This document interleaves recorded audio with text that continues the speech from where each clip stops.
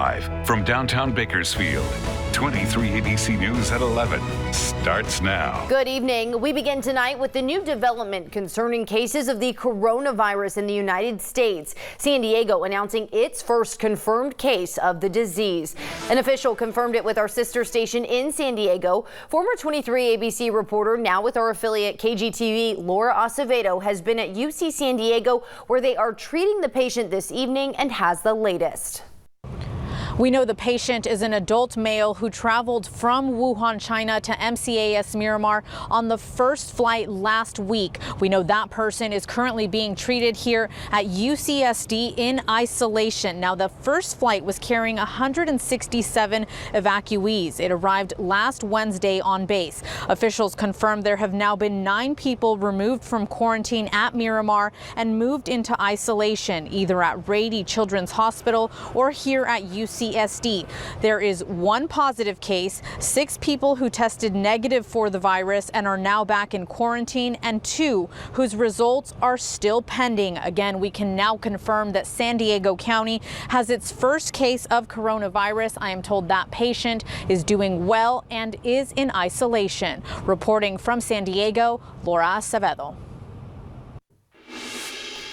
Well, tonight, a story you'll only see on 23 ABC. In 2018, a local man became a hero after jumping into action as a man with a machete chased a woman into a local Starbucks. The surveillance video of how the situation unfolded has never been released to the public until now. Tonight, we're showing you the video from inside, but we do want to warn you, some of the video may be hard to watch. Surveillance video from inside the Starbucks at Stockdale Highway and Village Lane shows a typical day inside the coffee shop. People coming in to grab a cup of coffee, some studying at nearby tables. But just before noon on September 9th, 2018, that all changed.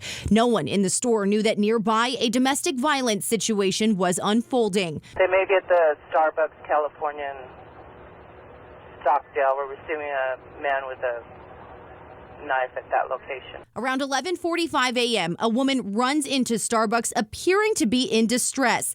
There's no audio, but she looks like she's saying something while pointing toward a man walking in the front door. That man was 31-year-old Robert Rivas. The woman runs behind the counter and Rivas follows. But look at the top of your screen. You can see immediately Blaine Hodge was out of his seat. As Rivas attacks the woman, Hodge runs behind the counter and intervenes. Hodge was able to pull Rivas off the victim, but then slips, falling on the ground. That's when Rivas turns the machete on him, giving the woman a chance to get away. Hodge gets up, bloodied, and heads out the front door. Visitors in the store also start rushing out. It's another 20 seconds before Rivas, machete in hand, calmly walks out the front door. 23 ABC caught up with Hodge as he was released from the hospital in 2018. His hand was bandaged with hundreds of stitches all over his body. He told 23 ABC when he saw the look on the woman's face, he had to do something. She was just frantic while he was just stabbing her and stabbing her and stabbing her. He said she was helpless, so he stepped in. It was the fear that was on her face. Couldn't just let it keep happening, and you gotta do something. No way, no. That was what was going through my head. No, absolutely not. Hodge and the woman were taken to the hospital with critical injuries, but did survive. Last year, local Congressman and House Minority Leader Kevin McCarthy awarded Hodge with the 2019 Citizens Honors Award from the Congressional Medal of Honor Society. McCarthy saying Hodge acted swiftly and bravely. Rivas, the man who attacked the two, was convicted last month of assault with a deadly weapon, aggravated mayhem, and attempted voluntary manslaughter. He is set to be sentenced on February 19th. We did reach out to Hodge to see if he'd be willing to speak to us about the trial and about the video. He said he appreciated the offer, but is trying to leave it in the past for now, adding that he is satisfied with the outcome of the case. Bakersfield police officers seized several weapons during a search on Sunday. According to officials with BPD, officers executed a search warrant at a home on Easter Street near Potomac Avenue and Mount Vernon Avenue in East Bakersfield. During the investigation, they seized a stolen short-barreled shotgun as well as an AK-style assault rifle, 2 pistols, a second shotgun, and various types of ammunition. 33-year-old Anthony Reed was arrested for weapons and gang charges. Anyone with information about this case asked to call Bakersfield Police at 327-7111. A man is in custody after Kern County Sheriff's deputies in Wasco responded to an incomplete 911 call from a home on E Street. According to KCSO officials, on February 8th at 11 p.m., a man called 911 and yelled the address to dispatch operators, then hung up. Deputies arrived and saw the homeowner, 48-year-old Noe Esquivel, walk away from the arriving deputies and threw an unknown object over the neighbor's fence. The object was later retrieved and determined to be a plastic bag containing approximately 80 grams of suspected methamphetamine. Investigating deputies eventually located packaging and other indicators of narcotic sales and use in Esquivel's home. They also located several live rounds of .22 caliber ammunition. Noe Esquivel was arrested for possession of narcotics with intent to sell and destroying or concealing evidence, among other charges. Esquivel was booked into the Kern County Jail. Temperatures are cooling down quickly this evening after a relatively warm weekend. Bakersfield did feel those temperatures in the low 60s, but dropping down into the 40s right now. And those overnight lows early tomorrow morning are going to be a bit warmer than what we were feeling this morning. 38 degrees in Bakersfield tomorrow morning, 33 in Delano, but we are going to be seeing those temperatures in the 20s down in our South Mountains. That's all thanks to this latest low pressure system that's now making its way over Arizona, but it did bring an increase in those winds a little bit earlier today. Some of those strongest wind gusts were through the Kern County desert, and something that we are tracking though as we head into the next several days is going to be that high pressure just off the coast. I'll let you know just how warm temperatures will be getting by Thursday. Coming up next. Not too far outside of Kern County is the World Ag Expo, and each year you can expect to see something new where exhibitors and attendees from across the world walk through the International Agri-Center in Tulare. 23 ABC's Imani Stevens gives us a look at what to expect at the 53rd World Ag Expo.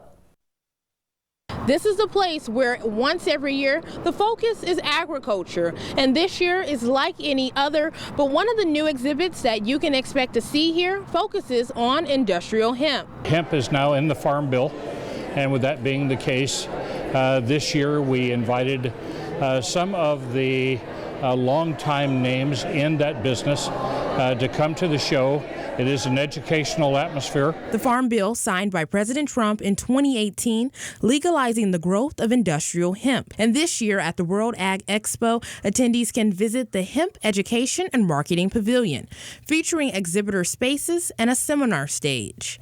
Jim Parsley, the chairman of the World Ag Expo, says each year there's something new to see. The entire industry, for all practicality, is always looking for new items that makes it a little bit easier. Providing farmers with innovative ways to do their job. And on Wednesday, the Hemp Innovation Challenge will be held, giving entrepreneurs, researchers, and students time to pitch their innovations, with 14 different countries representing their innovations for the industrial hemp industry. Our goal with this challenge is to discover those folks, is to amplify what they're doing and celebrate. The challenge will address all aspects of growing industrial hemp, one of them focusing on the risk involved, such as monitoring and detecting THC and CBD levels, a risk that, if above the legal limit, could ruin a farmer's crop. There's a couple of entrants who have devices that can detect THC and CBD, and it'll help folks prevent their crops from going hot, because they'll have right there in the field a hand scanner, for example, that'll tell them how much THC and how much CBD. And for 53 years, the World Ag Expo has featured the industry's latest items. This event will kick off this year on Tuesday, February 11th. In Tulare, I'm Imani Stevens, 23 ABC News, connecting you. Kern County is looking to crack down on improper hemp cultivation with a new ordinance. At its morning meeting tomorrow, the Kern County Board of Supervisors will consider approving an ordinance that will place new limits on hemp cultivation, require permits for all cultivation, and establish new registration and renewal fees. County officials say they have had trouble with research grows, as some entities claim to be growing cannabis for hemp when they're actually growing marijuana. The Kern County Sheriff's Office seized around 10 million marijuana plants in Arvin last year, worth about $1 billion that had been grown under the guise of hemp, but was actually traditional marijuana. The ordinance would limit hemp cultivation for research or educational purposes to 1 acre per permit holder. In addition, all hemp growers would be required to get a permit and would be subjected to periodic inspection and monitoring by the Sheriff's Office. The Board of Supervisors meeting will be held at 9 a.m. tomorrow at 1115 Truxton Avenue in downtown Bakersfield. The California Highway Patrol is hosting a free Start Smart class tomorrow for teen drivers and their parents. Officials say the 2-hour class teaches the importance of safe driving habits, the consequences of a poor choice behind the wheel, and tips on how to avoid a collision. The free class for teens, their parents, and guardians is tomorrow at 6 p.m. at the Bakersfield CHP office located at 9855 Campagnoni Street. If you'd like to sign up, you can call Bakersfield CHP at 396-6600.